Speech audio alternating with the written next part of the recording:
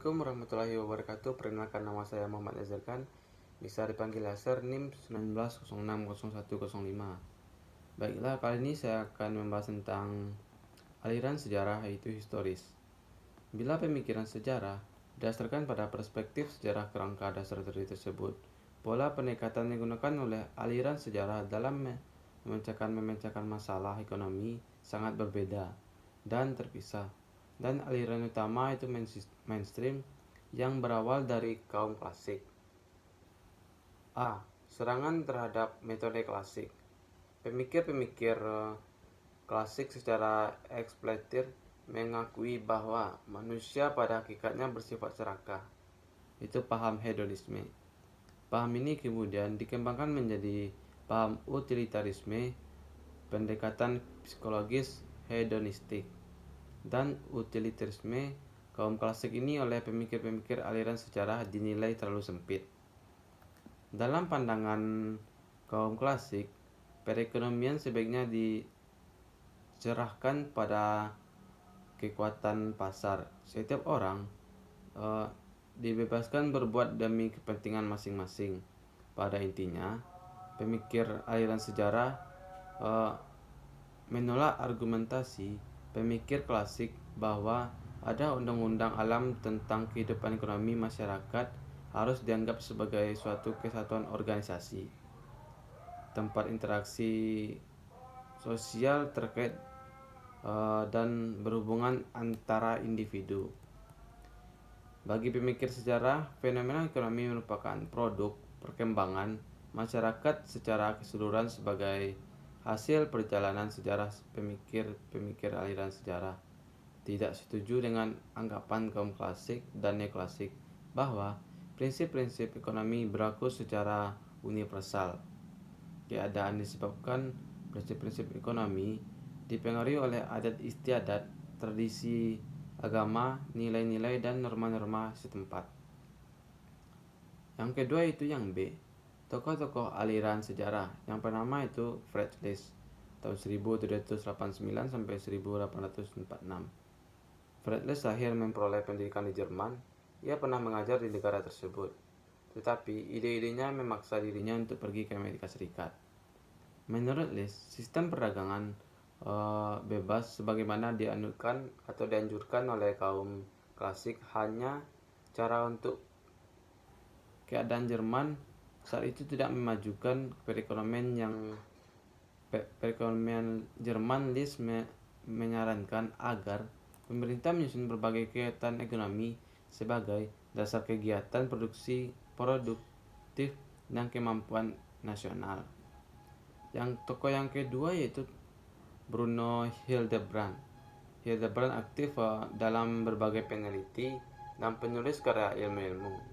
Dalam melakukan penelitian dan penelitian ekonomi, ia menyatakan perlunya mempelajari sejarah. Artinya, penelitian ekonomi hasil didukung oleh data statisme empiris yang dikumpulkan dalam penelitian sejarah ekonomi.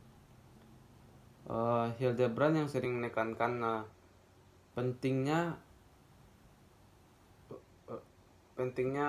rulosi dalam perekonomian masyarakat. Kelompok-kelompok masyarakat dapat dibedakan atas tingkat sebagai yang pertama yaitu tingkat menukar secara natural dan atau barter, tukar menukar dengan perantara uang, atau tukar menukar dengan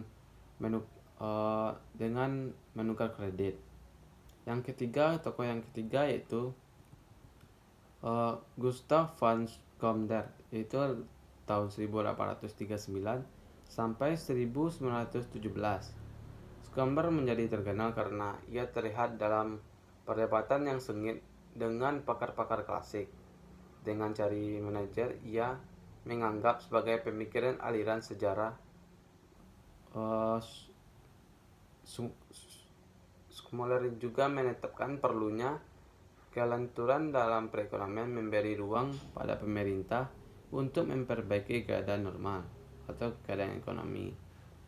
Untuk mencapai tujuannya, Skomder dan rekan-rekannya mendirikan sebuah forum untuk menghimpun pemikir-pemikir untuk menghadapi berbagai masalah ekonomi dan sosial.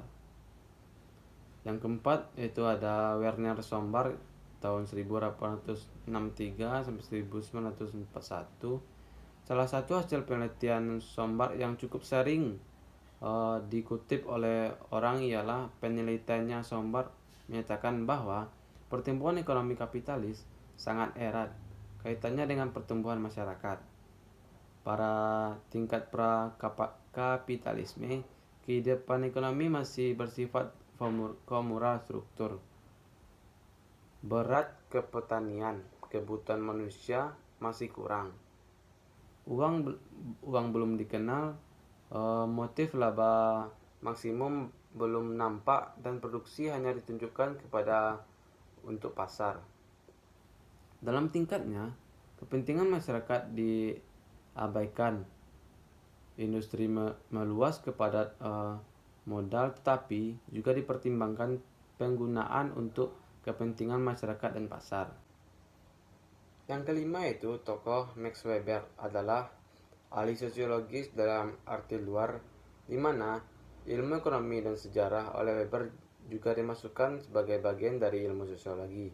Walaupun ia ahli sosiologi, tetapi tekanan utamanya dalam pembahasannya adalah ekonomi.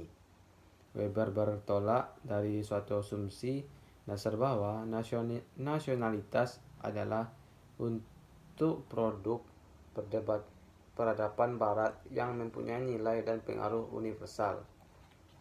Yang keenam itu tokoh Henry Charles Mackay tahun 1893 sampai 1879. Henry Charles merupakan seorang pimpinan gerakan proteksionis dari Amerika Serikat.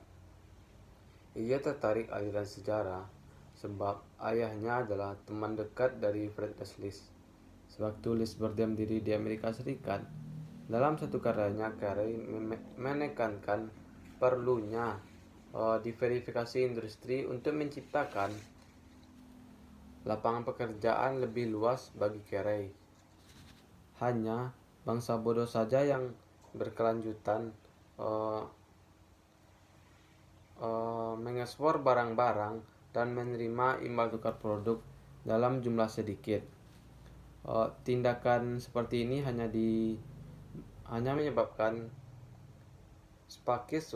berkurangnya kesuburan tanah dan semakin melemahnya posisi negara dibandingkan dengan negara-negara lain yang maju dengan pesat.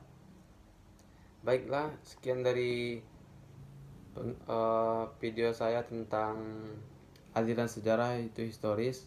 Kalau ada kata-kata yang salah atau materinya yang kurang, saya minta maaf. Wabillahi taufiq wal hidayah. Wassalamualaikum warahmatullahi wabarakatuh.